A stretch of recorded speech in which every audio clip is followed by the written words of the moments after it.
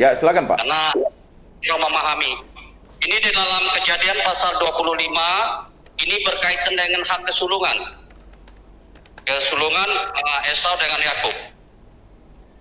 Kejadian 25 ayat 24. Saya akan membacakan ayat yang ketiga. Firman Tuhan kepadanya, dua bangsa ada dalam kandunganmu dan dua suku bangsa akan berpencar dari dalam rahimmu. Ya. Suku bangsa itu akan lebih kuat dari yang lain. Dan anak yang tua akan menjadi hamba kepada anak yang muda. Ayat 4. Setelah genap harinya untuk bersalin, memang anak kembar yang di dalam kandungannya keluarlah yang pertama, warnanya merah, seluruh tubuhnya seperti jubah berbulu, sebab itu ia dinamai Esau. Sesudah itu keluarlah adiknya, tangannya memegang tumit Esau, sebab itu ia dinamai Yakub. Ishak berumur 60 tahun pada waktu mereka lahir, lalu bertambah besarlah kedua anak itu. Esau menjadi seorang pandai berburu, seorang suku tinggal di padang, tetapi Yakub adalah seorang yang tenang dan suka tinggal di kemah. Ya. Ishak kepada Esau sebab ia suka makan daging buruan, tetapi Ribkah kasih kepada Yakub. Pada suatu kali Yakub sedang termasuk suatu, lalu datang Esau dengan lelah dari padang. Kata Esau kepada Yakub, berikanlah kiranya aku menghirup sedikit dari yang merah-merah itu, karena aku lelah. Itu sebabnya nama disebut Edom. Tetapi kata Yakub, jualah dahulu kepadaku hak kesulunganmu, saud Esau. Sebentar lagi aku akan mati. Apakah gunanya bagiku hak kesulungan itu? Kata Yakub, bersumpahlah dahulu kepadaku. Maka bersumpahlah kepada Yakub dan dijualnya hak kesulungannya kepadanya. Lalu Yakub memberi roti dan masakan kacang merah kepada Esau. Ia makan dan minum, lalu berdiri dan pergi. Demikianlah Esau memandang ringan hak kesulungan itu. Ada satu kaitan kalau di dalam kehidupan kita ini ada satu ketamakan, Pak. Kira-kira beginilah. Tolong jelaskan, Pak. Baik, terima kasih Pak. Jadi kita akan utuh mengungkapkan renungan dan refleksinya. Kejadian bab 25 ya Pak ya. Jadi kejadian 25 ini mencakup beberapa peristiwa penting dalam sejarah umat Israel, termasuk kematian Abraham, kelahiran Esau dan Yakub, serta peristiwa Esau menjual hak kesulungannya kepada Yakub. Bab ini memberikan wawasan tentang garis keturunan Abraham dan peran penting Yakub dan Esau dalam rencana Allah bagi umatnya. Nah, yang pertama kematian Abraham dan janji Allah yang berlanjut. Kejadian bab 25 ayat 7 sampai 11, Abraham, bapak orang beriman, meninggal pada usia 175 tahun dan dimakamkan di gua Makpela, tempat yang sama di mana Sarah istrinya dimakamkan. Setelah kematian Abraham, Allah tetap memberkati Ishak putranya yang melanjutkan garis keturunan perjanjian. Nah, refleksi bagi kita, kematian Abraham menandai akhir hidup seorang tokoh penting, tetapi janji Allah terus berlanjut. Tuhan setia pada janjinya dan tidak pernah meninggalkan umatnya. Ini mengajarkan kita bahwa meskipun hidup manusia di bumi terbatas, rencana dan janji Allah melampaui batasan waktu. Sebagai orang beriman, kita diundang untuk mempercayai kesetiaan Tuhan yang tidak pernah berakhir. Meskipun ada pergantian generasi, janji Tuhan tetap berlaku bagi kita dan anak cucu kita. Nah, tadi yang dibacakan oleh Pak Ngacam, kelahiran Esau dan Yakub, dua bangsa dalam perseteruan. Kejadian bab 25 ayat 19 sampai 26. Ribka, istri Ishak, mengalami kemandulan seperti Sarah. Tetapi Tuhan mengabulkan doa Ishak. Nah, itu harus dipahami, Pak. Tuhan mengabulkan doa Ishak. Dan Ribka mengandung anak kembar. Ya.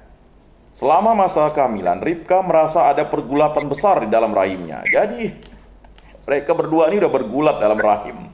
Ya, Ribka. Tuhan memberitahunya bahwa dua bangsa sedang bertarung di dalam rahimnya. Dan yang lebih tua akan melayani yang lebih muda. Nah, sudah dinubuatkan seperti itu. Yakub dan Esau lahir dengan Esau sebagai anak sulung dan Yakub memegang tumit Esau saat lahir. Maka dia memegang tumitnya abangnya itu. Nah, refleksinya, pergulatan antara Esau dan Yakub sejak dalam kandungan melambangkan konflik yang akan terjadi di masa depan antara dua bangsa yang mereka wakili. dalam kehidupan kita sering menghadapi tantangan dan pertentangan bahkan sejak awal, Pak. Namun Tuhan sudah memiliki rencana yang spesifik dan unik untuk setiap orang, termasuk bagi mereka yang tampak lemah atau tidak diperhitungkan. Tuhan memiliki caranya sendiri dalam membalikkan keadaan dan memakai mereka yang tampaknya kurang diuntungkan untuk menjalankan rencananya. Yakub yang lebih muda akhirnya menjadi penerus janji perjanjian Allah, menunjukkan bahwa Allah memilih siapapun sesuai dengan kehendaknya, bukan berdasarkan ukuran manusia. Itu dulu, Pak. Yang ketiga, Esau menjual hak kesulungan. Kejadian bab 25 ayat 27 sampai 34. Esau tumbuh menjadi seorang pemburu yang kuat, sementara Yakub menjadi seorang yang tenang dan tinggal di rumah. Suatu hari Esau yang sangat lapar meminta sup dari Yakub. Ya, Yakub memanfaatkan situasi ini dengan meminta Esau untuk menjual hak kesulungannya sebagai gantinya. Yakub yang lemah lembut ini, makanya hati-hati orang yang lemah lembut. Jadi karena Esau merasa sudah lapar mau mati, kau kena kau nih, ya kan? Tanpa memikirkan konsekuensinya, Esau setuju dan menjual hak kesulungannya untuk sepiring makanan. Kadang, Pak, berkat itu gara-gara hal sepele, Pak. Kita menjadi pengikut Kristus, kita jual gara-gara mungkin, mohon maaf misalnya, ya kan, ingin mengikuti atau jatuh cinta, ya kan, dan sebagainya lah, ya. Nah, refleksi bagi kita, kisah Esau menjual hak kesulungan ini menunjukkan pentingnya nilai dari apa yang telah diberikan oleh Tuhan, dan bagaimana kita seringkali tergoda untuk menukar hal-hal yang berharga demi kepuasan sementara. Esau mengabaikan hak kesulungannya yang merupakan berkat besar dari Tuhan hanya demi memuaskan rasa lapar sejenak, hawa nafsunya, Pak. Ya, ini menjadi pelajaran penting bagi kita untuk tidak mengorbankan hal-hal yang bernilai kekal demi kenikmatan duniawi yang bersifat sementara. Kita perlu menghargai berkat Tuhan dalam hidup kita dan berhati-hati dalam membuat keputusan agar tidak menyesal di kemudian hari. Nah, aplikasi dalam kehidupan kita. Pertama, percaya pada kesetiaan Allah. Itu harus kita pegang sebagai pengikut Kristus. Seperti Tuhan yang setia pada janjinya kepada Abraham, bahkan setelah kematiannya, kita juga dipanggil untuk percaya, Pak, bahwa Tuhan selalu bekerja dalam hidup kita. Meskipun kita mungkin tidak selalu melihat hasilnya secara langsung. Kesetiaan Tuhan melampaui generasi dan kita dapat bersandar pada janjinya dalam setiap situasi. Seperti percaya pada saat sekarang ini, dalam masa susah. Dua, menghargai berkat dan hak yang diberikan Tuhan, Pak. Jangan menukar atau menggabaikan berkat yang Tuhan berikan hanya demi kepuasan sementara. Sudah dibaptis lalu meninggalkan gereja, kan? Seperti Esau yang kehilangan hak kesulungannya karena lapar. Kita harus bijaksana dalam menjaga apa yang bernilai, baik dalam hal rohani, keluarga, maupun tanggung jawab kita.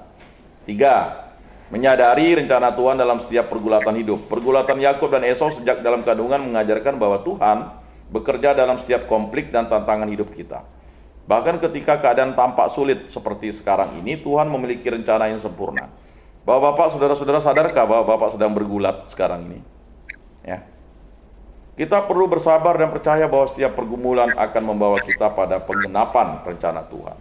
Jadi pergulatan atau pergumulan itu dalam hidup kita itu memang kita harus hadapi. Keempat, bijak dalam membuat keputusan. Bapak-bapak, saudara-saudara yang terkasih, bijaklah ya.